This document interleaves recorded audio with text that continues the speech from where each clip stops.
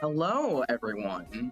Welcome back to one of the Cartoonist co-op Roundtable streams. This is part of our Pride Month series. It's been a couple weeks since the previous one, but we're getting back to these. Let me know if there's any audio issues or anything funky. I have a very wet and wild stream set up today, but it's happening. We're here. We're ready to talk about comics. Julian and Rose, why don't you introduce yourselves? Okay, hi. I'm Julian Cormac. I'm a comics artist. I do a bit of writing on the side, but drawing is kind of my primary thing. I'm currently working on my first graphic novel, The Vow, with my partner Arden Ripley. It's going to be crowdfunding starting on July 7th. If you're interested in checking that out, there you can go subscribe to be notified for that at tinyurl.com/crowdfundthevow. Other than that's kind of the main thing I've got going on right now. I'm very into small like self-pub horror and weird queer stuff. Hi everyone. I'm so excited to be here with Nero and Julian. My name is Rose Bousamra. I am an artist primarily. I'm also a graphic novelist. I write as well. I am the illustrator of a graphic novel called PRIIIIIDE, which is written by Claribel Ortega. Last year it won an Eisner Award for Best in Kids Publication.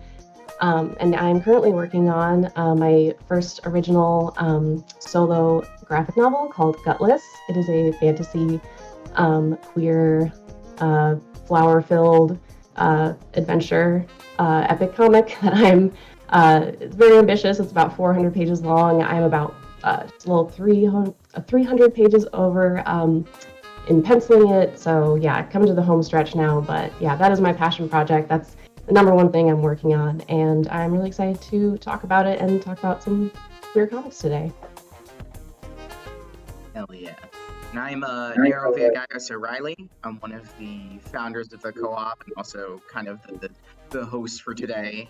I do a webcomic called Ultraviolence, which is a kind of adult queer horror about two men who are terrible for each other. I've also done a bunch of other adult comics on websites like Slipshine and Filthy Figments, mostly contemporary stuff.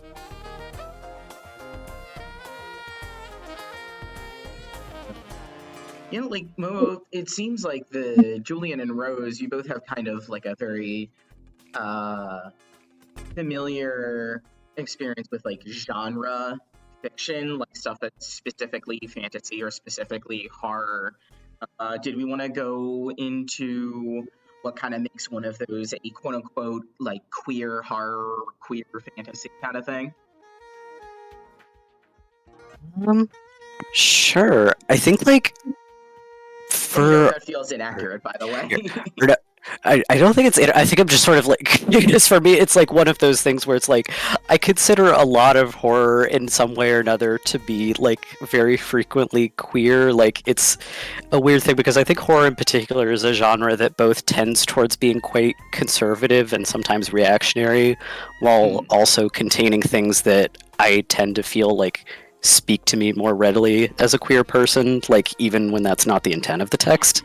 But with fantasy, it's almost like an opposite sort of thing where it's like it feels like much more like welcoming and like kind of freeing a space where I don't know, like although those two can also still go hand in hand, sort of. No, it's an interesting question. Yeah, I love that. I totally agree. Fantasy, I think both horror and fantasy just lend themselves so well to queerness because, I think there's elements of there's horror and fantasy, there's fantasy and horror. I think both of these worlds, it's so much about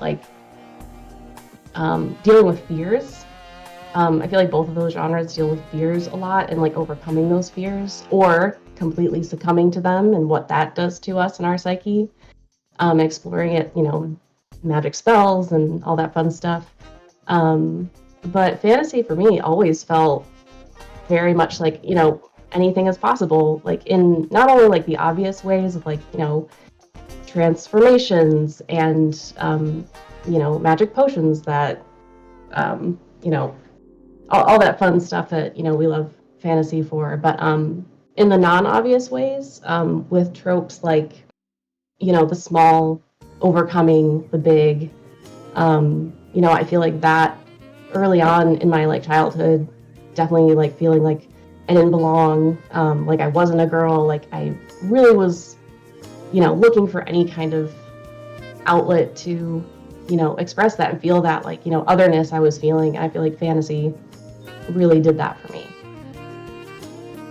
Yeah, you saying that as like kind of sparked something in my brain where I think like one of the things that horror and fantasy like often have in common, I feel like, in that it's kind of a freeing experience, and that a lot of the time like it like sometimes for very different reasons these are genres where like your largest concern is very frequently not like what's going on with gender, like what's going on with orientation. It's like, especially in horror, it's like, oh, Michael Myers is coming to get you. Like you've got bigger issues right now. And in fantasy it sort of has the same appeal to me a lot of the time, where like the larger pressing issue is sort of like a more fantastical kind of approach to things, where there's sort of like often in fantasy like a larger kind of plot thing, like some kind of grander mechanism where the hero kind of has more room to play because they're not constrained by as many like social expectations a lot of the time, I think. I don't know, I'm sort of just chewing over this stuff a bit, not least because House of the Dragon just started back up, so I've got a lot of stuff cooking in my brain about fantasy and medieval gender. Yeah, it's a very good time for fantasy. Also, you know, the new Dragon Age is coming out, so Yes. that's sparking. I can't wait. Oh god, I'm gonna be so insufferable about Solus when that game comes out. It's not gonna be good. Oh my gosh. It's Yeah, funny because oh, sorry. Oh no, I was just gonna say how fantasy video games themselves like really made me want to become a fantasy storyteller at all, because of the way that it puts you in as the main character. And you know, I grew up playing The Legend of Zelda, and I think it was one of the artists or developers that recently came out and said that you know, especially in those days, in the Ocarina of Time and Majora's Mask days, like Link was meant to be like a genderless character, like something that the player could project on. And I think little me like was very empowered by that. Aw. Well, I didn't know that they like officially came out and said that, but like A, that makes sense, and B, many such cases. I think like it's so funny how many people I know from like both ends and both directions of transitioning are like, yeah, Link was kind of an icon. So they got it and won on that little guy. True, very true. I know so many people who've said like, yeah, Link is trans both ways. Yeah. I love that. But I was just thinking alongside the video game end of things like Dark Souls and like a lot of the FromSoft stuff is directly like that whole genre of kind of dark fantasy, especially in Japan, is pretty much all credits to the comic Berserk. Which is, I love that specifically for this conversation, because that definitely straddles both fantasy and horror genres. Have either of you ever read it? So I have read part of Berserk, not the whole thing. My partner has been reminding me that I really need to get on it. It's like it's phenomenal. Like something that I've like even just I think I've like only read like the first like couple dozen chapters, so I'm not super far in, but I have enough that it's already taking up like some significant real estate in my like comic reference folder on Google Drive. Oh yeah, same here. I've read about the same as you. Just enough to be like totally entranced by it. The art is absolutely incredible. You know, it's worth it for that alone. But oh my gosh, I love the way that there's a lot of very real life horrors that are dealt with in Berserk, as well as the fantastical one. And yeah, I love that too. Like I said, like horror and fantasy, like for me, like they're meant to be together. They cross over constantly, and yeah, it can be very, very cathartic to like when I was writing my book, I had a dilemma about including fantasy homophobia because I was thinking, well, it's a fantasy world. Like, why should they have to deal with that, even here? But because I was, it's so much inspired by my own experience that I was like, how are the characters going to navigate this world if there's no, preset biases to break from? If there's no, like me, like how I grew up, thinking that gender was one way, how we all grew up thinking it, was just, man, woman, whatever. And now it's just so much more open. And so I didn't want to, cut away that part of my experience just because I could. And I feel like the biggest challenge with writing fantasy sometimes is there's so much you can do and so many freedoms you can take. But yeah, just like as a queer person, like writing from my own identity and, being 32 years old and, I definitely grew up with, gay being a slur and, all that jazz. So I am just very aware of like, I want my comics to be extremely queer, extremely out there, and, just very self-indulgent. And yeah, that has been extremely healing to like put those very human, very real life, kind of modern day problems in this like fantasy story, and then to have give characters the power, sometimes the magical power, sometimes the aid of a flying cat to, break from those expectations and kind of like make their own world within this world. Like we're all kind of trying to do, I guess. Yeah. 1,000,000%. I'm with like all of what you're, especially the thing about the sort of thing of like, okay, well, like I'm writing fantasy, but like I want to include things that make this feel like real and lived to me as a person and to the people I know, which like a lot of the times necessarily involves like, okay, well, where does like the oppression, like where does the like friction come in? Because like unfortunately, like we live and exist in a world where like the like homophobia and transphobia and all these other axes of oppression do exist. And, like, especially the thing of like writing fantasy gender in particular is something that I'm really excited to get into in the VOW and in works beyond it, because like Arden and I, we specifically wanted to kind of create a setting where like transitioning exists as simultaneously to people who have like combinations of primary and secondary sex characteristics that don't really occur like in real life, like even aside from like typical intersex conditions, like the types of things that like a more like quote unquote like fantasy type body, and like wanting to see like what a world with that looks like that also still has, like people who are trans because they transitioned, and sort of like what playing with gender roles looks like in a place where like the concept of like being cisgender or like identifying as what you were assigned like can be a lot more malleable, because there's a lot more flexibility based on the culture like that you're from.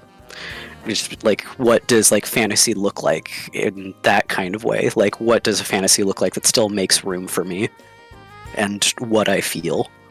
But yeah, so I got so excited, I literally like stood up from my desk chair when you were talking about this stuff, because it's something that I like feel very intensely, and I agree so much with like everything you're saying. I love that. I love that you have this chance to like still include, like you said, like the friction that is like familiar to you and most likely to many, many queer people, but it's kind of still your own, and like there's more freedom and malleability in it. Like that's really brilliant. I'm really excited to read it. Yeah. Like what are the like things in the like it like a lot of the VOW is sort of like some of it is like a more straightforward like kind of like story, like in terms of like covering the action, like moment to moment stuff, but there is like this sort of interplay in the gender of the two main characters, where one of them, Oz, is transmasc in like the sense that like a person who exists in our world is transmasc, and that they like are on, we just call it fantasy hormone therapy, but they're on fantasy testosterone basically.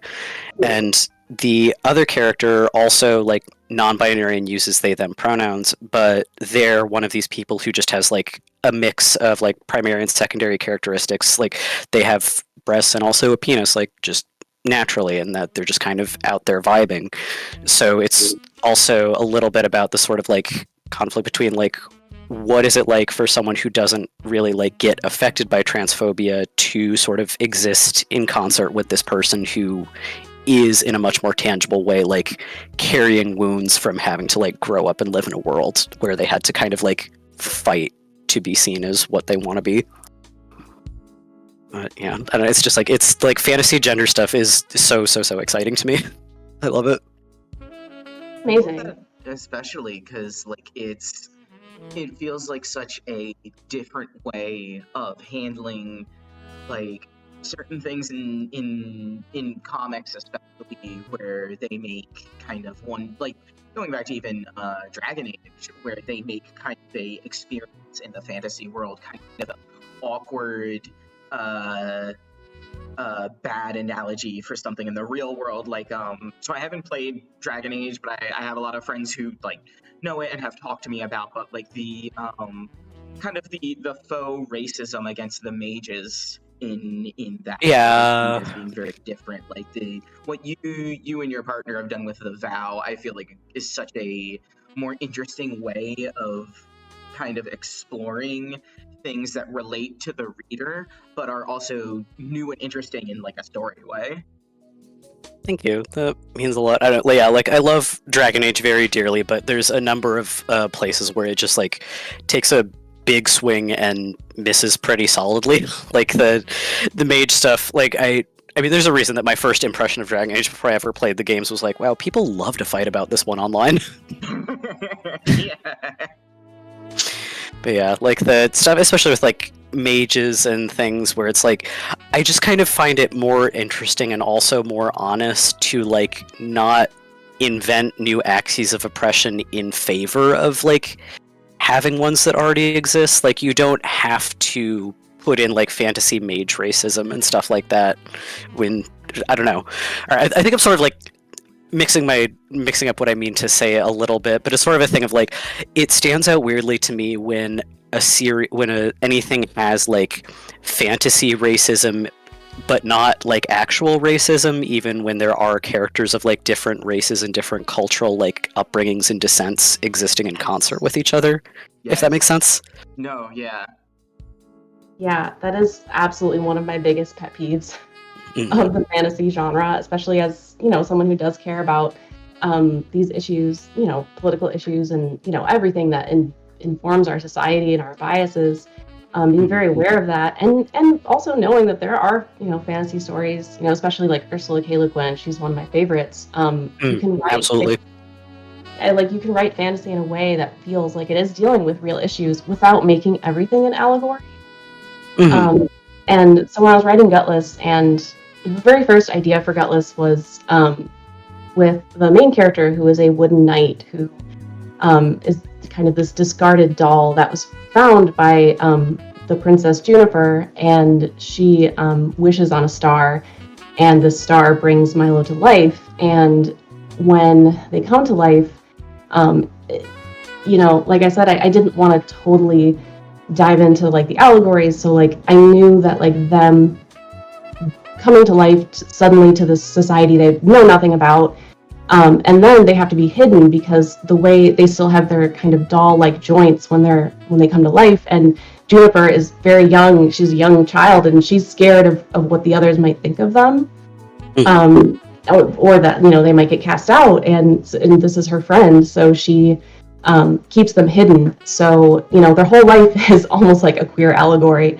You know, they are born into the society, they don't really feel like they belong, they, you know, look outwardly different, but I didn't want that to be I didn't want it to only be an allegory. So I do have them struggle with, you know, am I a boy or a girl? Like, it's clear, you know, I wake up in this world and I see that there are two categories that I don't fit in, and that is the way that I chose to grapple with the gender and all that. And then the way that they meet a mermaid, and she ends up losing her legs. So like that's, you know, another like, you know, bodily transformation kind of trans allegory sort of thing.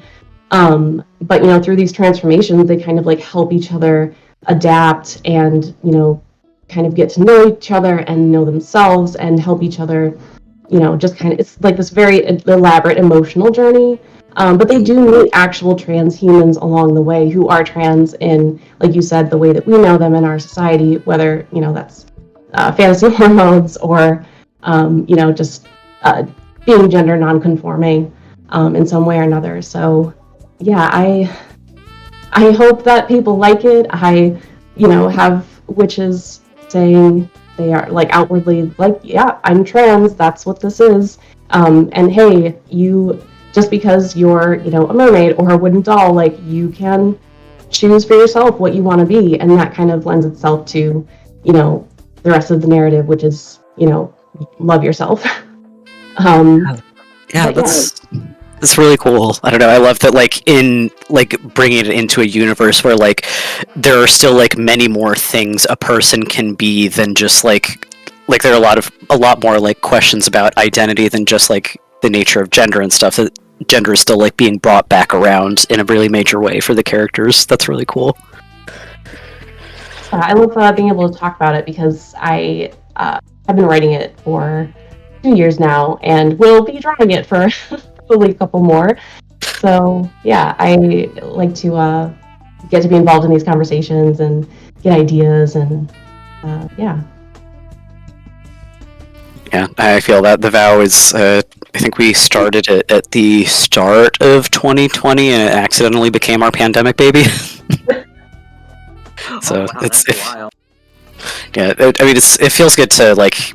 I don't know. For a long time, I was like, "Oh, I don't want to jinx it," but being able to talk about it, especially in like panels like this, like kind of getting to chat about depicting like fantasy genders in particular, and like what that looks like in a story where you get to make all the rules about the world and how people treat each other and what the expectations of gender performance are, is especially really exciting. Yeah, and it's especially refreshing because I feel like, I don't know if you feel this way with horror, but with fantasy, it's very tempting to fall back on familiar tropes, which is good. Like, of course, you want people to be drawn in by. I mean, at least with Gutless, I wanted it to feel familiar and warm, and like using a lot of tropes that people recognize, like the Princess in the Tower and the Last Mermaid on Earth, like the mermaid who gains legs unexpectedly and. But I wanted to, introduce questions of gender and identity and all of that too. And I kind of forgot what I was trying to say, but yeah, it's it's been a kick-ass time, honestly. Hell yeah. Yeah, like the especially with one thing that I always find super interesting with stuff like talking outside, I'm so sorry.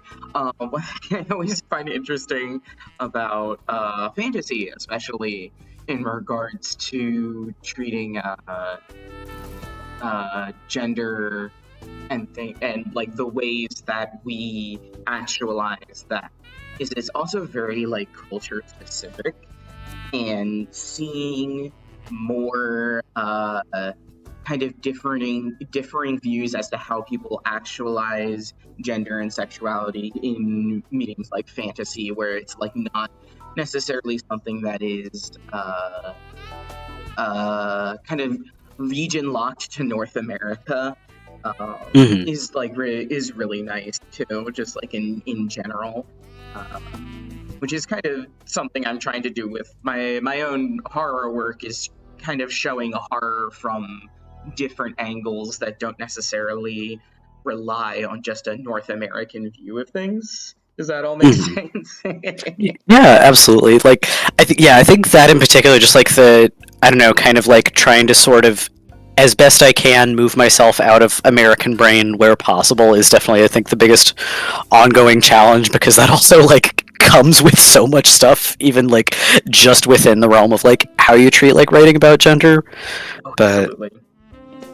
I don't know, like thankfully like fantasy also kind of helps like break apart those things, because once again, like in a thing where it's like from the bottom up you get to make the rules, it kind of offers more opportunities to sort of be like, okay, well, but does it have to be this way? Like, for example, like within the universe of the vow, like one of my favorite like world building sicko things to work with is thinking about like how different like systems of gender and like presentation sort of affect things such as like language. Like, for example, like this isn't specifically like touched on in the books. It was one of those things where it's like, okay, this is kind of like background information that doesn't need to be in the book to be conveyed. But one of the characters, Laylo, like they originally come from an area that they have like an extremely dynamic sort of system of gendering like nouns and descriptors for people. So a lot of like when Laylo uses like gender descriptors for themselves, it's kind of just them roughly translating what works best for the thing they are trying to communicate. So like like at one point they refer to like the idea of like them being married to another person as like being husbands, although like they're not a man and neither is like the other person in question. It's just like the shorthand for like communicating gay relationship with another person, and that's like the best they can sort of reach for. So it's thinking about that sort of thing and like the gendering of languages and how that sort of like filters back through cultures that you get to kind of create for yourself in writing is also a really fun challenge for me. I love that. I love that there's like, I think you should put it in the book. I mean, it's one of those things where like because we don't like go into their background a ton within it. I don't know, not to like show my hand too quickly, but this is not the only work we're planning on doing that strongly features these characters. So I'm looking forward to getting into it when we get into it, but gotta get the first book done first, though. Amazing. Yeah, that's gonna be so cool. Yeah, it's so interesting because it's almost like exactly the opposite of the way my approach is with Gutless, because it's so like isolated, it's so like inside, it's so much dependent on like Milo's language, the main character, of like what he knows, what they know about gender is just totally dependent on what they've seen, which is not much. And it's kind of when they go out into the actual world and people are like, you know, gender's not that big of a deal. Like, we have cat people, we have flying cats, like, okay. And then they kind of get to relax and be themselves a bit. Yeah, it's just so interesting. Like, if I think about, like, if I had started more outside the world and if there was more, you know, about that. But it's like the story starts, like, in the tree castle. So it's like, it's ultra isolated, and then it like slowly unfolds as the characters kind of learn and then get to know themselves better too, like through the world. So yeah, I like that a lot as well. Like, I think there's a ton of benefits to have from like a character who like has like very limited views in one way or another, like whether it's like just as a result of like their own like reactions to the world or upbringing, like Milo being super sheltered, like, because I think that can also be really fun to work with narratively and kind of like get to prise things open over time. Yeah, it's been very, very fun, very satisfying. I especially love a story with a very sheltered character learning new things about like the world and themselves and having to like reckon with that. Like, it's a really interesting kind of character writing exercise, especially when you think about like determining how they discover new things and how that makes them feel about their identity too. Just realizing like, oh, here are things that I didn't know. I didn't know I could live my life kind of like that. How does this make me feel in the about everything I've experienced in my life so far? Yeah, it's great when a character gets to experience a big like capital R recontextualizing.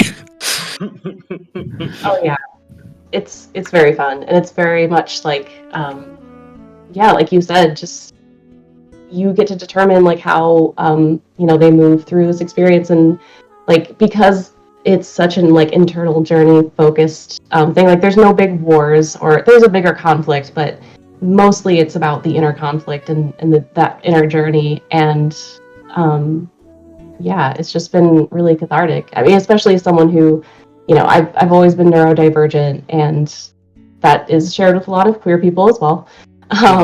And you know, that experience of you know, not seeing the world as other people see it, or you know, seeing things that people don't see. Like, I was a very, very quiet, sheltered, observant child, and you know, just that like changed my whole experience of the world and growing up. Like, and yeah, I think those characters are like very real for that reason. Like, and you know, writing for kids too. It's a YA book, so thinking about that too, and like how kids can identify with that experience.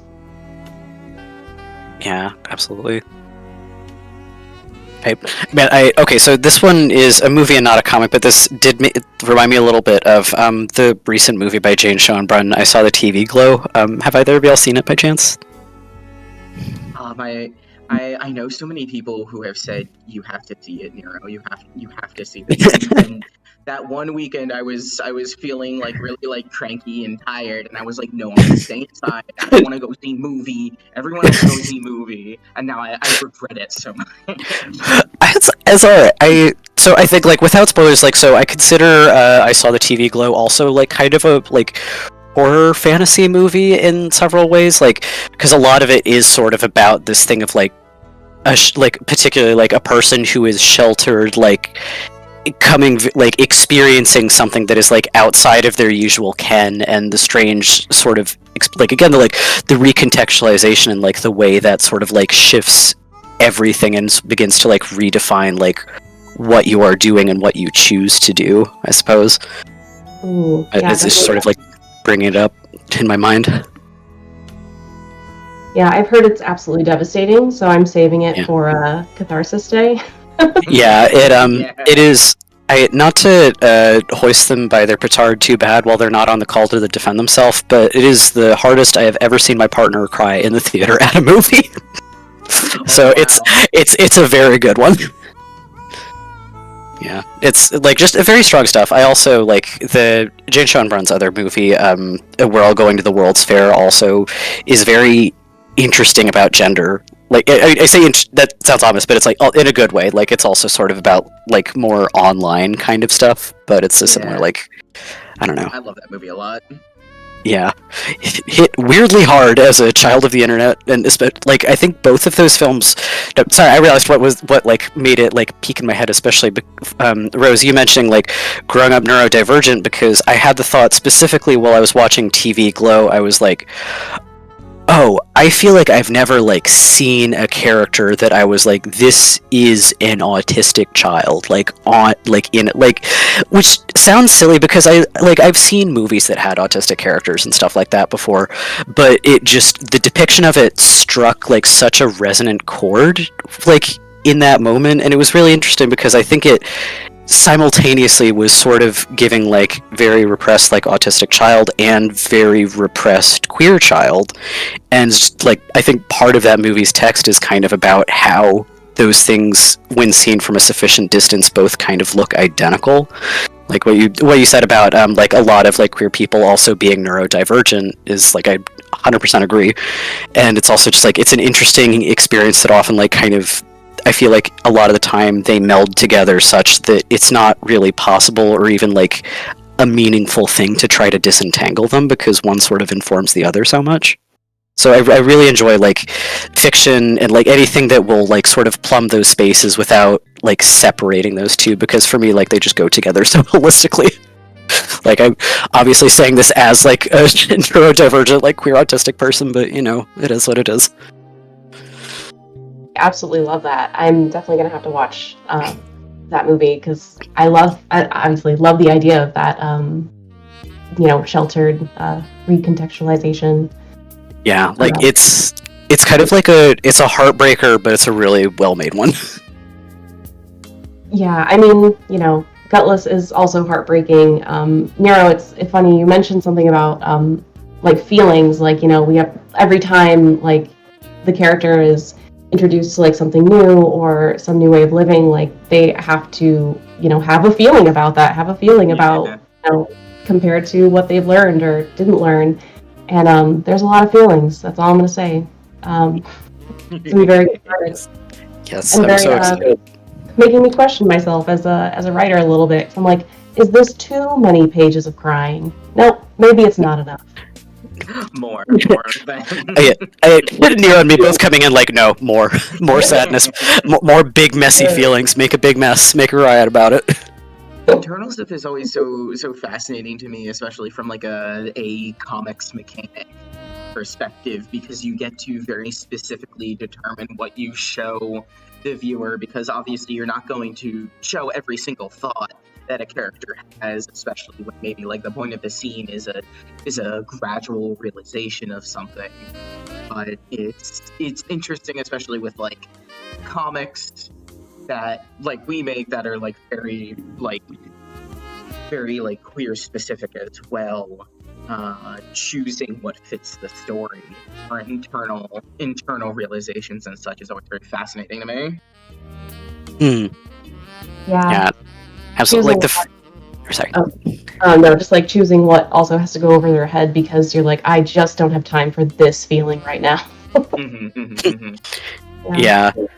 The like choosing like what and how and when to depict stuff like internally and like sort of psychologically is such a interesting ongoing like problem. Like I conceptualize a lot of like things in comics as like giving myself different Kong toys to try and play with, like, you know, those dog toys that have treats inside them.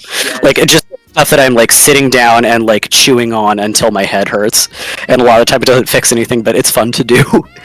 Especially because like so when Arden and I first started collaborating creatively, like before we even like became partners, it was in the game development space. So it's sort of like coming at this comic has been a very interesting kind of like backflip narrative wise, because it means like a lot of things that would normally be possible to convey through like text, like you just have so much more text to work with when you're working with, like, for example, like a visual or a kinetic novel is largely off the table with a comic unless you are doing a like very like prose heavy sort of mixed media sort of setup.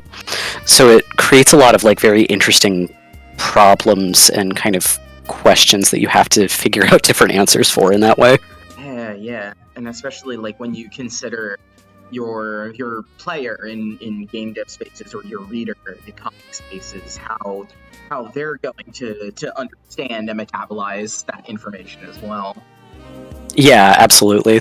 Like, and especially like with games, there's a sort of thing of like with visual novels in particular, like it's like you have so much more like freedom with like the words that you put down to be things that the player can just pick up and see. Like you don't have to rely on smaller like expression changes or like hope that the reader can kind of intuit what you mean from a comic panel in the same way. So it's like a very difficult sort of like level to up jump in terms of like storytelling, but it's also still a really fun one all the same. Especially like when you're also like for like we do for specific genres like horror, fantasy, trying to ensure that like obviously we can't make work that everyone in the world likes and understands, but making sure that the audience that we have for our work is able to understand is interesting from a genre perspective too. Like trying to hit like the Venn diagram of like for me at least, I'm always trying to hit the Venn diagram of like people who read webcomics, people who read horror, and people who read gay things, but also like wanting to make sure like this what I'm portraying is understandable to like all of this, you know? Yeah, absolutely. And I feel like to some degree, like sometimes you just kind of like have to like hold your nose and jump in the deep end and hope for the best. Like a couple of years ago, I did like a small like art book, like just a little self-published thing that was just sort of me like thinking out loud about like gender and stuff in Silent Hill 3, and not. Like, I felt like at the time I was like, okay, this feels like it's probably like kind of opaque. Like it's just like sort of collection of like short comics and illustrations and stuff I did kind of thinking out loud about how the themes of gender and like trauma, because Silent Hill 3, a lot of imagery in that game, boy howdy, and just sort of like put it up like on Etsy and like online without really any expectations of like, I don't know, anything. And I was like really like, I don't know, I'm astounded. It feels like I might be overselling a little, but I was so pleasantly like surprised at how many people sort of met me exactly where I was at in terms of like conveying like this weird like slippery thing that I think I could probably just do an entire panel on. But it even just in the sense of like, oh, people are like a lot more able to like read into things than what I often like worry about. Like I think sometimes it, like as a writer and storyteller, I tend to like underestimate like how much people are willing to pick up from the page, especially if it's like an audience like the people that we're looking to speak to, like especially like queer readers, like horror readers, fantasy readers, like people who are looking for the stranger stuff than what they might normally see on the shelves. Like sometimes I'm just like, I gotta remember marketing to the sickos. I think it's always good, like you said, like you just have to dive in sometimes and just trust yourself and your, artistic instincts, because it'll find its audience. Like there are weirdos out there who are gonna vibe with your stuff. Like I'm actually not at all surprised, by the way, about the success of your Silent Hill 3 gender zine, because I swear everyone I know who loves Silent Hill is queer. And I don't think it's an accident. I think it's because the disc gives out rays if you play it for more than an hour. It changes something in you. Oh, that explains a lot. Played a lot of this HRT ever. I wish. Yeah, I'm on that fog.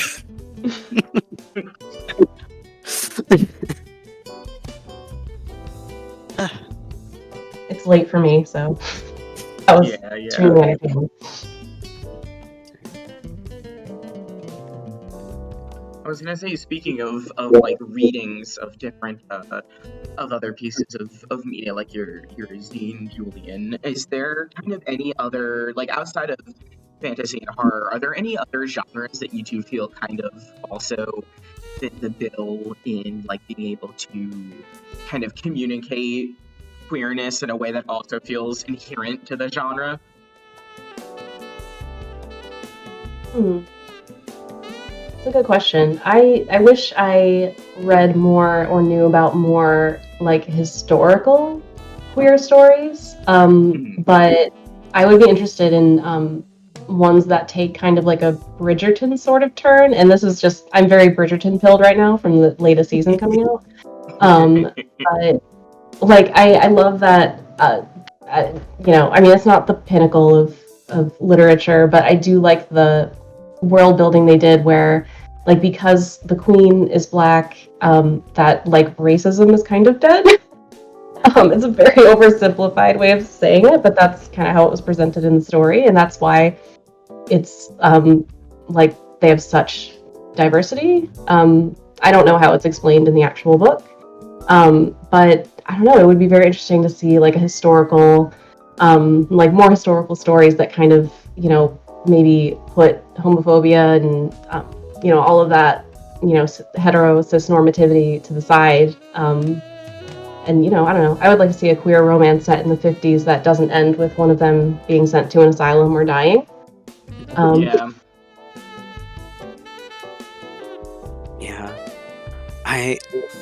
I've been thinking about this one for a second, and I think like I also like could probably stand to do some grazing like outside of like the genres that I work in, because I'm coming up a little bit short, but I think for some reason one of the things that's coming to mind to me is weirdly enough Westerns.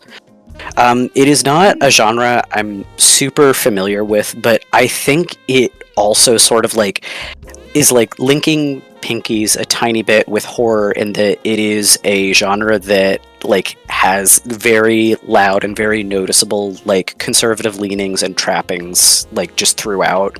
Like I think horror definitely is like having more of a turn in like over the last like recent even decades, honestly, but like Westerns in particular I think of like, because like when I say like a very like particular thing comes to mind, especially of like a very like hot-blooded like American like oorah, like all of these things. But in that way I've also found that when I encounter a Western of any type that does like possess queerness within it, it's like it like completely catches me on the back foot in a good way.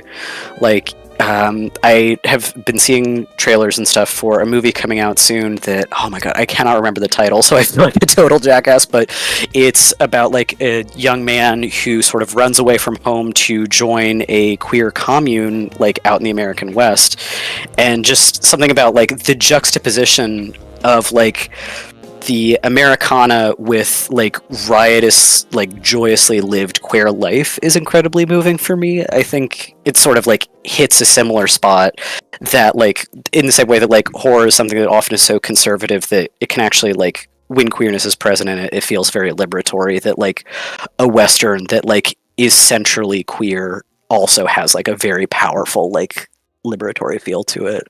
I'm also thinking a bit, I think, about the one thing I did write down the title for this one was Bacurau, which is a movie set in sort of like the Brazilian outback.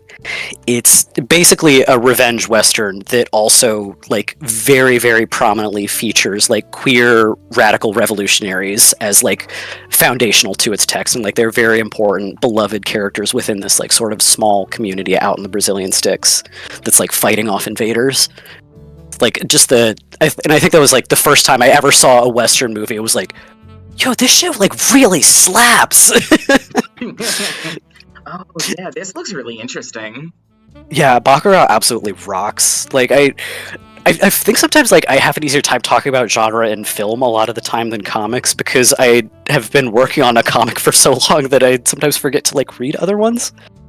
But yeah, I think like there's sort of like the queerness like in when it exists in like a very loud, noticeable contrast to like the genre that it is occurring in. I think that always like really hits the spot for me in a really good way. Like it's just like the contrasting of flavors and like coming from a like very different, very unexpected angle. I think it's like so. There may be other genres that it like works very well in, but for me, I think the ones where it's most unexpected, I think, because I always like the stuff that sort of it feels like it shouldn't work but does, like kind of the salty and sweet flavor combination basically.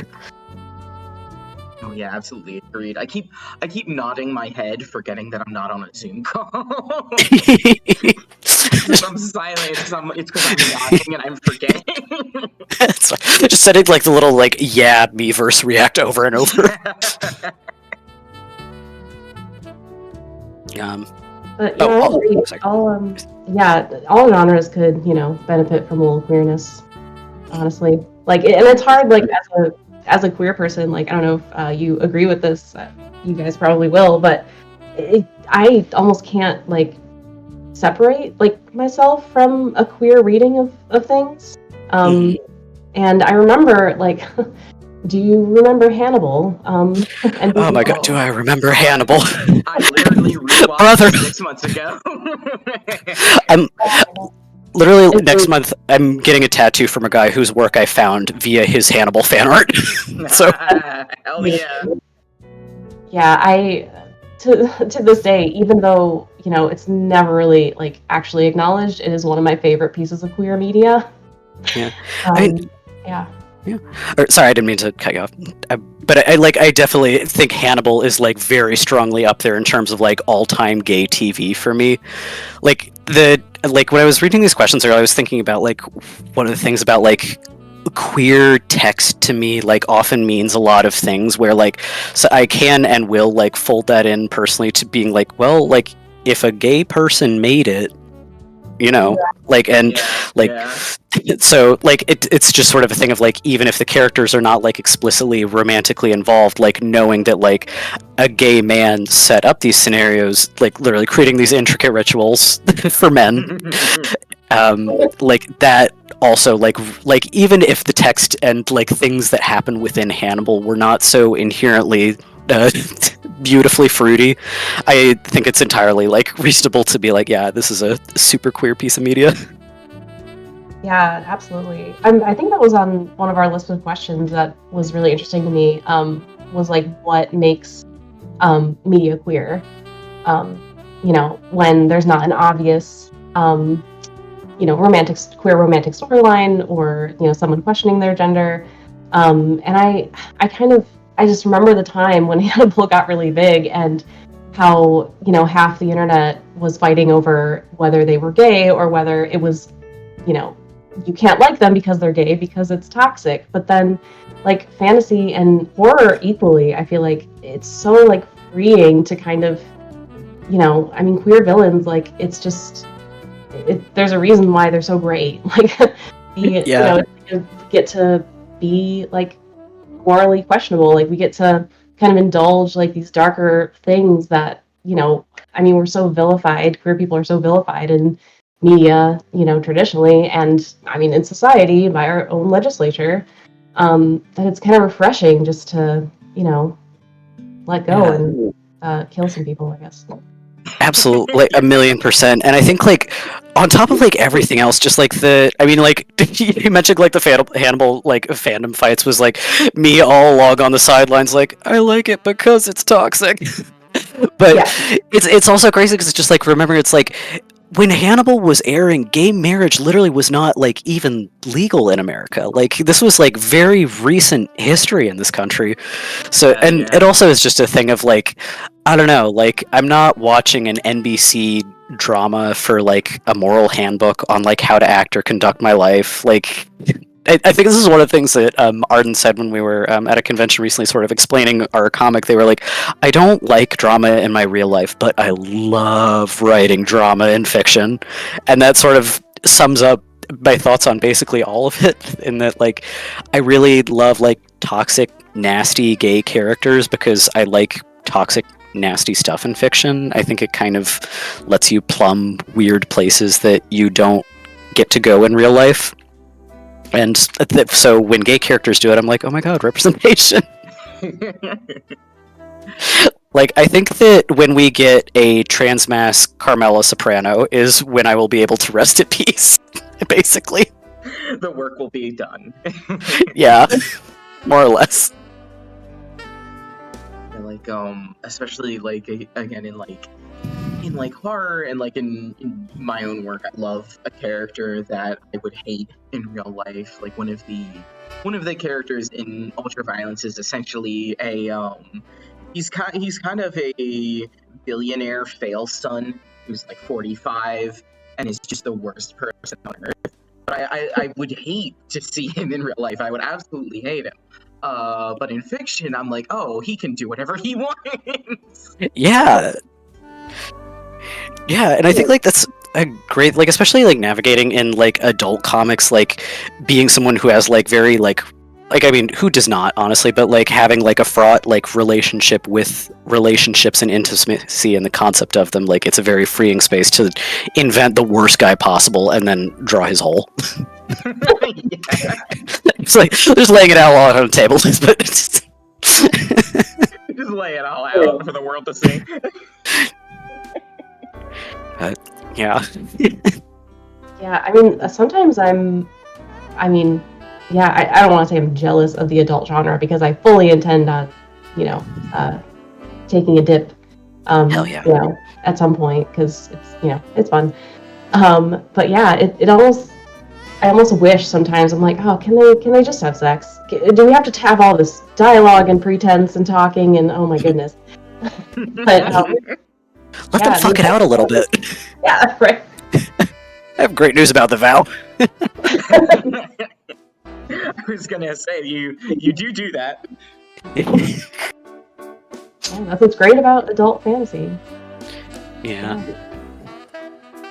Yeah, I think like there definitely like is something like I think that's one of the things that I'm like I don't know if I like conversely I'm like I don't know if I could like take a foray into writing like more YA type comics, like aside from like whatever moral panic would happen or whatever, people are like, oh my god, a transsexual making comics for children. But like like just the thing of like losing that avenue of like being able to kind of like push something like to push the envelope basically of like showing what like I like about queerness in fiction, which is that I don't know, like even like so one of the things that I think about is like consider like a predecessor of like John Waters, for example, like the fucking a father of all of us, like just like making these like almost like exploitation film type, just like gonzo, like gross out, like totally over the top campy things that were like just reveling in like being trash with a capital T, like having Divine eat actual like real dog feces on screen for one of his movies. Stuff like that is like I love it so yeah. For us all. Yeah, like Divine is like 1,000,000% the person I'm happiest to share a real life birthday with. She's but yeah, like just the spaces that you get to play in with queerness in fiction are so exciting and interesting to me, I guess. Yeah, I love it. Wouldn't have it any other way, honestly. Mm-hmm.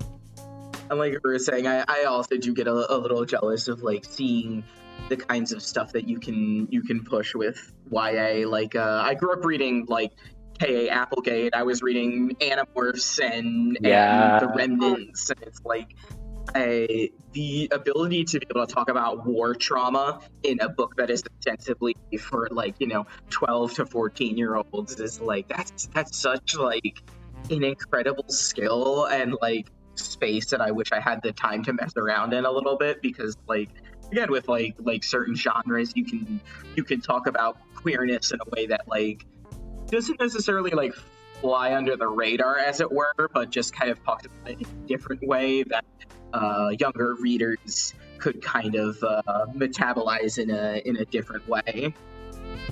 Mm-hmm. Yeah, absolutely. It's honestly been great, and as a kid who I definitely didn't have a lot of that growing up. Like there weren't any like queer heroes, and honestly, like I can probably count on my finger the amount of trad pub that is in YA that even has a character saying the word trans or gay. Like it's definitely like changing and it's getting so much better, but it is almost scary, like that my biggest envelope that I'm pushing is just that I haven't seen characters openly talking about being trans and questioning gender. And the thing that inspires me the most is just thinking back on that kid I was and how healing it would have been to see this. And yeah, it doesn't shy away from talking about trauma and relationships and healing, and even just like questioning like, well, like kids are growing up so different these days. Like I have a little sibling who is 14, and when I told them about being bullied for being gay in high school, they were actually very surprised. And they were like, really? Wow. Like, yeah, like they have some awareness that, there is homophobia, like that is a thing, but they have so much more confidence these days and so much more like, I don't know, like She-Ra and like so many other, Steven Universe, like, they've paved the way. Like they grew up watching these shows where it was like so much more normalized, and I'm so happy that like my readers have that foundation.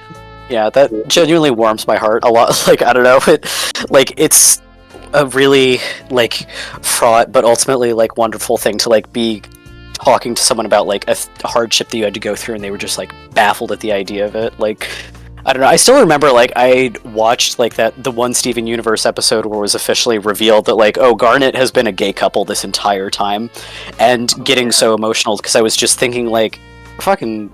Man, this is great. Like, this is gonna be something really big for a lot of kids who are just, like, watching this home alone. Like, and I don't know, it makes me really happy to hear that that's kind of coming true. Like, I don't know, I watched all of She-Ra. It's kind of like a background noise. It did not super arrest me. I thought it was cute, but it was, again, a thing of, like, I'm really, really, really happy that this exists for kids. Because I think it is like an important part of like putting together a better future for like especially kids who don't even know they're queer yet than the like ones who grew up before they did. Yeah, and like that's part of I think why I really chose YA as my niche, because I love the idea that like these kids are going to take these stories and then have that as their foundation going forward. Like the more validation, more love, more, self-empowerment and confidence we can, give to these kids, like you said, who may not even know they're queer, may not even know the possibilities. Like that is like number one thing I want to do. Yeah, absolutely. Like I think sometimes about how it feels like a lot of like people like around our age cohort, like people who like grew up like in particular media landscape, like there were so few characters that felt even like possible to like slightly parse as gay, even if you were like squinting a certain way outside of like Disney villains, which is like, look, you will not ever catch me bad mouthing Jeremy Irons as Scar in The Lion King, but I'm really I'm really glad that like the palette for like who kids get to see and latch onto has broadened so widely, because now it means that the kids who do still latch onto the gay villains are the real sickos. Yeah. There will always be sickos in every generation. And that's beautiful. Sicko rights. Literally.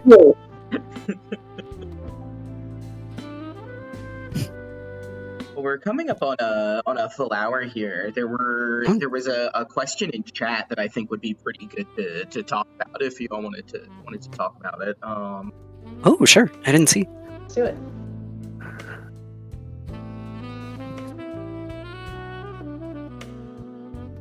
Here we go.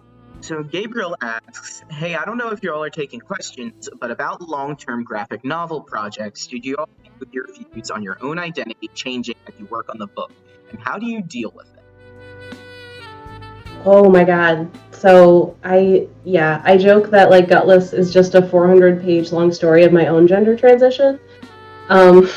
It's basically it was really, really challenging because when I came out of college, I kind of had a whole reckoning that I didn't want to do what I went to college for, which was fashion, and I also like was pretty sure I wasn't a girl, but the word non-binary was not like super out there yet. I didn't really know that it was a thing, and I just kind of felt like, oh, I'm just like I'm a girl alt. So I just dyed my hair weird, wore guys' clothes. The alt to non-binary. Yeah, the alt to non-binary pipeline is so well documented. Yeah.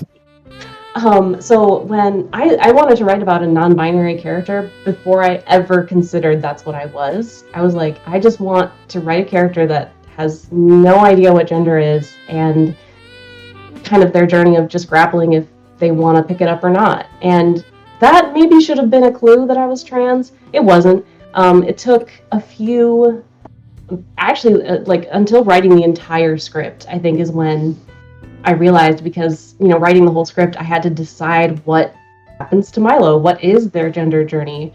And when they're first born, quote unquote, born in the story, when they come to life, they don't like take on a gender. Like the princess, they're referred to with they pronouns for the whole thing, and their appearance is very androgynous as well. So they just don't really question it. And then it's not until they like get outside of that world that they start to question it. So yeah, it took so much writing. I think the actual script was like 450 pages until I cut it down. I cut it way, way down.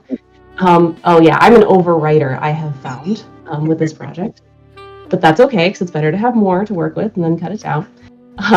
But yeah, it was a big, like, I never intended this character to be me or have my experience, and yet it just kind of happened. And I'm, speaking as someone who, this is my very first project, so, I'm learning a lot about my process and obviously about myself through it. But yeah, I think that's why it's like making comics, like I've said, it's so cathartic and it's so like transformative to be able to play with these things, because, obviously through this, I did realize, like, oh, like, Milo represents my experience in life. Like, I was sheltered. I didn't know, until I was 25, I didn't know that I could not have a gender, or that I could change my name. And, my chosen name is Rose, and people ask me all the time, like, are you going to change it? And I'm like, nope, that's me. And, as someone who's non-binary and not really interested in presenting one way or another, like,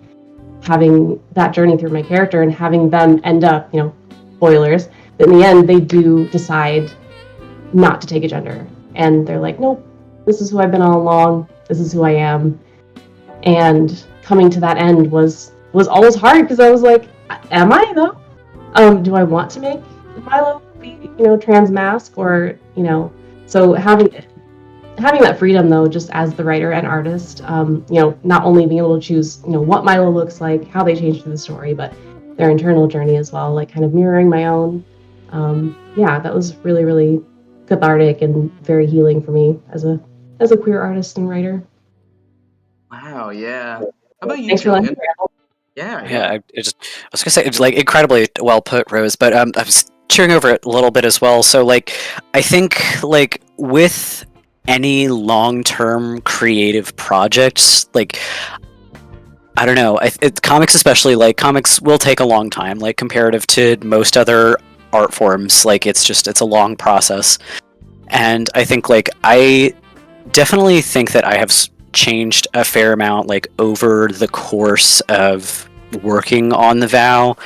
I won't like speak too much to my partner's transition and like their place and feelings within it without them, but like suffice to say that like we both like started this comic like already knowing we were non-binary trans people, which like informed like in no small part like part of our decision to be like, well, we want to like make this comic about two non-binary trans people. Like we want to write about T for T. And I think like, so I have had, I think maybe less of an arc in terms of like where I was when I started as opposed to like how I identify like at present. Like my pronouns are still the same. Like I am still like on the same hormones and stuff. But what has changed a lot over time is sort of how I've thought about gender identity in general. Like I think in general I've become much more don't give a shit about it. Like in terms of my own general presentation, like I have relaxed and settled into things a lot more, like as opposed to being like kind of still in like the like relatively early-ish years of like being trans and like figuring out passing and just sort of like getting by in society and stuff. I don't know, I think also like what has changed most is sort of like where we like the direction that we plan to kind of like hit at these characters like going forward, I guess. Like I mentioned, like this isn't the only thing we want to do that like visits upon Oz and Layla in particular and like where they are in their lives. And some of it is just sort of like expanded like what gender presentation for these characters looks like, what like gender, like what their ideal gender expression kind of is, and also just sort of like loosening up our own like feelings about like I don't know, like because like I could say like over the last like years and some, like when I first started the vow, like I was still kind of like learning some things about being an artist. Like I am significantly more comfortable drawing fat bodies now, which was something that I really like needed to get better at. Like it's just one of those things that like falls by the wayside like as an artist. Like I think when you're someone who's largely like self-taught from online, and a lot of like what you're studying and what you're seeing is like kind of svelte anime boy type stuff, you know how it is. But like, and sort of like exploring like how body shape and body type also informs gender, like just a thing of like, you know, like it, because this is just like a thing that happens. Like if you start testosterone, it's likely that you're going to put on some weight. Like your body changes, your hormones change and move around like fat distribution, and also you tend to get a lot more of an appetite. Like it happens, and sometimes it's like a really difficult road bump for some people. But for like me personally, like I literally like going back on testosterone after being off it for a while and getting a little bit fatter on it was what made me most comfortable with my body, because it was what finally was like, yeah, you know, I don't know, I'm just like vibing with this. Like I'm still a straight size guy, but it just sort of like clicked something into place for me in a way where I felt more comfortable. And so that's sort of like a thing that has been added to the roadmap from like, because like Oz in particular is like a trans mask character on fantasy hormones. It's sort of like a plan down the line that they're kind of like a string bean sort of phenotype now, but like later on in their like life and in the story, like they're going to put on a little weight, like get a little more comfortable with like kind of breaking out of the idea of needing to present as like what like an air quote like man needs to be, because they have a lot of stuff built up from like existing in what is like, I guess like a best analogous to like kind of a medieval era setting where like gender is kind of like a known thing, but depending on the region of the world that you're in, it can either be like very like chill or very, very unchill, like very binary, like sort of transphobic situation. So I think like over the course of like working on a long-term graphic novel, it has sort of changed the roadmap for what that character looks like internally and what their future may look like, but less so the actual text of the novel itself, I think. I admittedly, like, there may be things that I'm just sort of forgetting at this point because it's been so long of like kind of like working nose to the grindstone that some things sort of like slip outside of my ken. But it also like helps a bit that this is sort of a story that is like between two characters who are trans and who don't necessarily like within the book like have like extensive dialogues about that, partly because it's a thing of like, okay, well, we're kind of like we're coming from very different situations, but we kind of get it, and also because they don't get along well. Like, it's a strange situation of like these characters really fucking hate each other's guts, but they also sort of like are still going to be there for each other in a T for T solidarity way. So Amazing. thank you. Yeah, I don't, like I think it's really see that kind of relationship. yeah, like it's I think working on a long-term project it's sort of like one of another comic that I want to make after the vow is done, I think, is getting the puzzle pieces shifted around a lot right now, because I'm thinking very hard about what I want to do with it exactly as someone who is now more like comfortable in gender, but that's hopefully going to be a shorter project than the vow, and also not something that I'm like working on yet, so I'm just sort of like percolating things. I think it can just be sort of like an ongoing conversation that never really ends, to be honest, because like the work will always take a while and you'll never stop really changing as a person. So like the comics got to get done at some point. Yeah. And like in the end, I think it... Okay. Yeah, in the end, like, even, like, if you complete it and look back in, like, several years' time and feel that, like, you've grown and changed and don't, like, it may not necessarily reflect what you are, what you feel about things now, I think of it sort of just like, this is a log in time that a past me left for the future. Ooh, I like that. Yeah. Like, I think it's sort of what's helped me kind of like break out of feeling like embarrassed of my past work. It's like, well, a different person made this. Like, not literally 100% like, oh, I have no responsibility, but it's like, I was in a very different place, like with past work, and it's sort of like a log of everything that was yet to come, I guess. Oh yeah. It's interesting, Julian, because I've kind of had the not opposite but kind of inverse relationship in regards to like gender over the course of reading comics, where like I've been like a trans man since I was like 11 or 12, and I'm like kind of on the binary end of things. I'm just like I'm a dude, it's he him, this is where it is. But I was like, way more like I guess like laissez-faire about things earlier on, but as I created more comics and sort of understood what I liked aesthetically, I kind of more honed in on what I actually like wanted to look like, or I kind of entered that like do I want to be this or do I want to kiss this territory of things with my own characters, where it's like, oh, I could look like that actually. Just always drawing goals. Yeah, honestly, like, that makes a ton of sense. Like, I think, like, I don't know, it makes a lot of sense, especially, like, identifying, like, strongly with, like, a particular gender as opposed to, like, me being like, non-binary or whatever, because I think, like, having they pronouns also, like, I have, like, 100% gotten people who, like, hit me with the transmisogynistic they because they could not figure out what I was trying to be and didn't want to be nice about it. So, like, I definitely understand. Like, it's just, like, crazy to be accidentally catching strays like that. But it's definitely a thing of, like, I have, like, I've gotten more lax about, like, how I feel about gender, because it's just, like, in terms of, like, my own personal presentation, I think it's just sort of a thing of, like, okay, like, I'm sort of, like, vibing and, like, existing how I want to be, so I do not have as much, like, of a, like, aggression response when people, like, slip up and stuff in most cases, because it's just, like, yeah, like, I have long hair and I dress pretty fruity, like, I'm aware that a lot of cis people are not really going to know how to read me. It's just, like, in, like, spaces where people, like, should be knowing better, that I'm still really going to get my back up about it. Yeah. But straight people don't know how to compute the fruit. Literally. It's funny because, like, I sometimes either get, like, someone who is, like, learning how to, like, parse when someone is, like, misgendering you because they're trying to be nice is such a trip.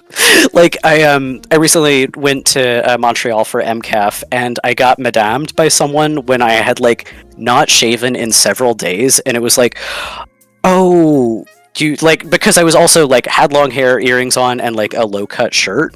Even like though I'm flat chest, I was like, oh, this traffic cop is just being polite because she's assuming I'm a trans woman. So I was like, okay, well, you're giving me like the ally misgender, so that's chill.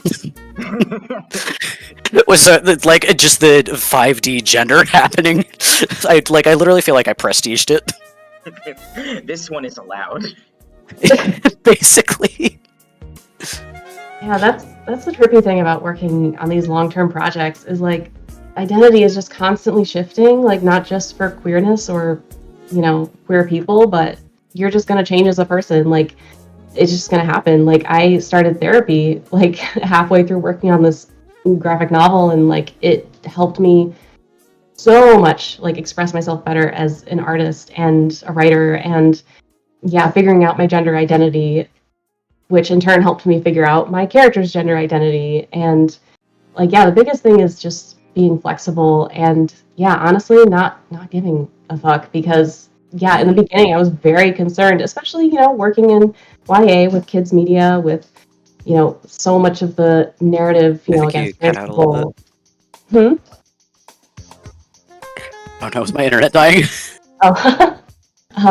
But yeah, like I remember wanting to be very, very, very careful about, you know, what I presented and what the characters looked like and all of that. And now I'm like, you know what? All I really care about is being true to my own experience and knowing that, you know, as we talked about earlier, like my audience will come, my audience will understand, like putting faith in the reader and, you know, in yourself. And yeah, it's been like the biggest change. Oh, hello? Hello? Okay, sorry, I was just like you were saying something, Rosie, like cut out, and I was like, oh god. Oh no. I think Discord had like a worldwide hiccup or something because it went in and out for me as well. But I caught most of what you were saying, Rose. Yeah. Oh.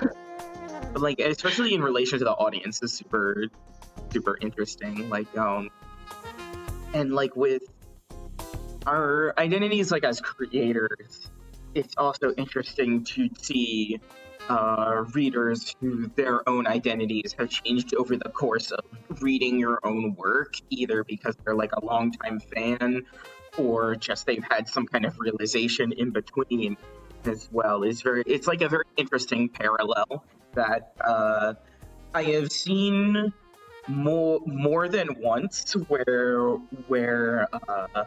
people have picked up books from myself or from like friends that I know at like conventions, and then the next year they come back and they're like, yeah, your book made me trans. That's the dream. Like Right. While that author was also going through their own gender journeys. Yeah, I love that. Trying to figure out how to make a journey sound with a G, but that doesn't work like that in audio. The gurney. Yeah, I think honestly, like what you were saying about like going through therapy like during the creative process, I think actually like, kind of like hits closer to home for me than like direct like gender change like during the creative process, because like therapy 1,000,000% like also helped me kind of strengthen my voice as a writer, like both in terms of like getting the distance from my own brain to kind of figure out what I found most interesting and most important to say, and also to getting the distance from like past life stuff to sort of figure out what I wanted to write about and touch upon in those ways. Like just like having the sort of like recuperation period and that being long enough that it's like, oh, okay, I think I feel ready to kind of process this through the fiction. And like how to also abstract that in a way that it's not just me putting down my therapist's social security number on the page.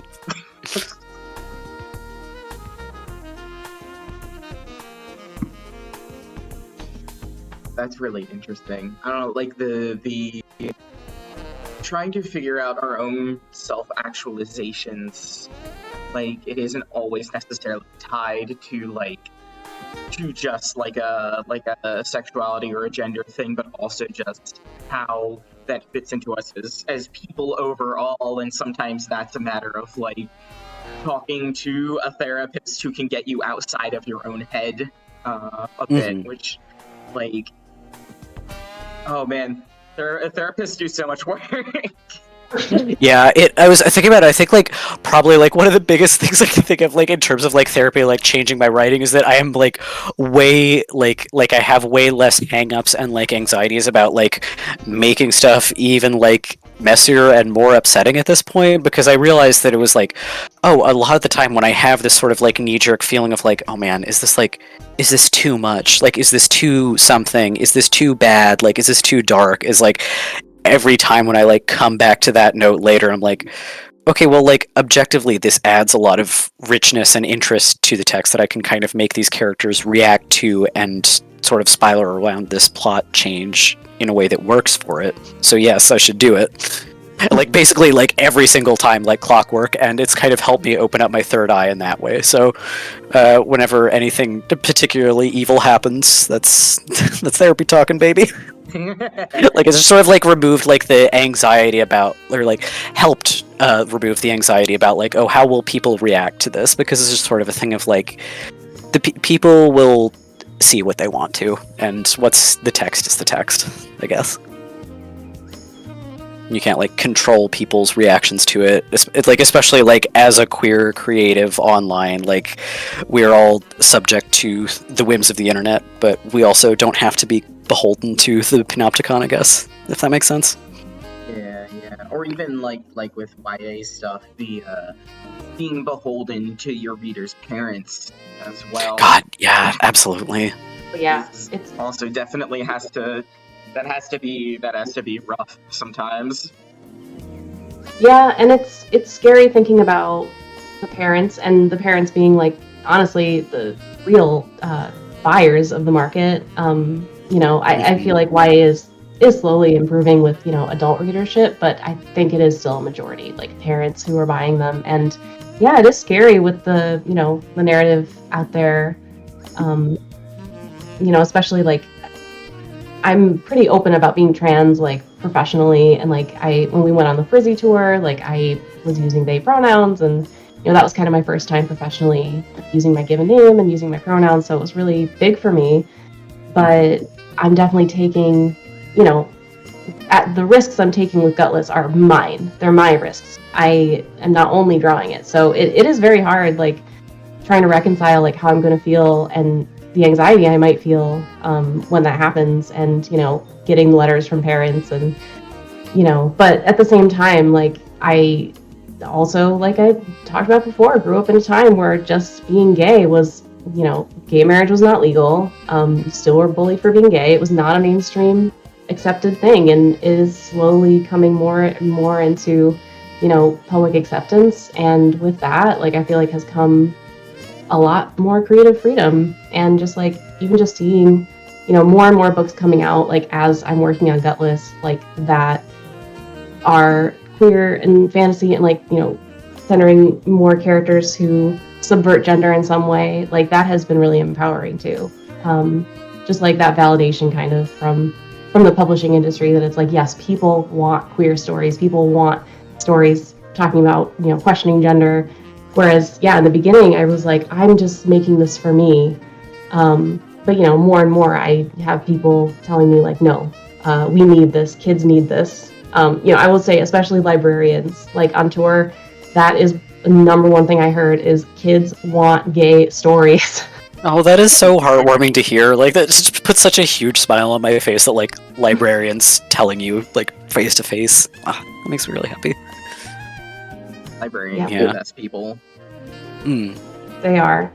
And yeah, I don't know, it blows me away in the best possible way. Like, I don't know, when I go into like bookstores these days, like, or like just seeing like, or even like just in the YA section, like it's the Pride displays and stuff, it's like, part of me is like, I don't know, I used to work part-time at a bookstore when I was in college at Barnes & Noble, and I don't think we did like Pride Month stuff, but like I knew some of the gay books, and now it's like, I think like just like the Pride displays alone that I see like on pictures going around on Twitter or whatever are like this is a bigger and more fleshed out display than I think I could have put together at my old job. And like even like just such a change in the last like 10 or even 5 years is like, I don't know, the sea is changing in a really, really good way. I think like it's definitely very scary to be publishing this kind of stuff, like especially with the political climate in America being what it is right now. But I think there are some parts of the tide that can't really be pushed back in that way. Like the vocal minority is really scary, but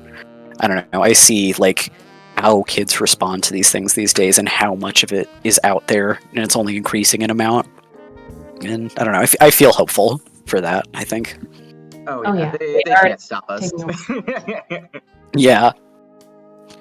Yeah, and it's also like nice because like this generation, like the generation of like kids coming up now who are reading YA and stuff are like they are way more online, and like and sometimes that can be a curse, but in terms of like finding like comics and books and things that are more for them than they even realize, that can be a really big blessing, because it's like, well, like if your parent won't buy you a book, like it is theoretically like more possible now to try and find it online than it would have been like a decade or a couple of decades ago. That's Which, true. I don't Even know. just the free media, like, just Tapas webtoons alone. Yeah, Uh, God, yeah, there's so many gay comics on there. oh, and I always get asked by kids what my favorite webtoon is. Oh, So, bless. Do you have a favorite one? Me? No. I'm under the same curse as Julian. I need to catch up on my reading because I have had my nose in a book for the past like 2.5 years. Yeah. Yeah. I also like, I feel myself like crumbling to dust a little bit at the idea of being asked that, because I'm just being like, in my day they were called webcomics. Like I don't really like have anything off the dome that I read that is published exclusively on Webtoon or Tapas, just because I like am mostly on RSS feeds. But I'm like, well, I could tell you about some webcomics that I think have Tapas mirrors. I don't know. Like fucking, I don't know, man. I'm 30 or 40 years old and I don't need this. Well, honestly, actually, we're at an hour 30. Did we want to close this out with some recommendations? Honestly, Ooh. I will say, I just read Chromatic Fantasy by H.A., and it was one of the greatest queer, most beautiful pieces of trans queer media I've read. Oh yeah, I love HA's work a lot. He's really good. Thinking off the dome, for queer comics, Prokaryote Season by Leo Fischel Fox is another really good. I think I read it around the same time that I read Chromatic Fantasy. Similar, like sprawling, beautifully illustrated trans story. Also, Superpose and What Happens Next are both webcomics that I really, really enjoy. Those were ones that came to mind immediately when I was looking over the questions about like what makes a comic feel inherently queer. Just because those are ones where like the identities of the characters are so load-bearing to the story itself that it feels like a really interesting and integral way to kind of blend that in while both being very, very different stories altogether. yeah. Superpose especially. I love Joe and Anka. They're doing some really incredible work in comics right now. Yeah, Yeah. 1,000,000%.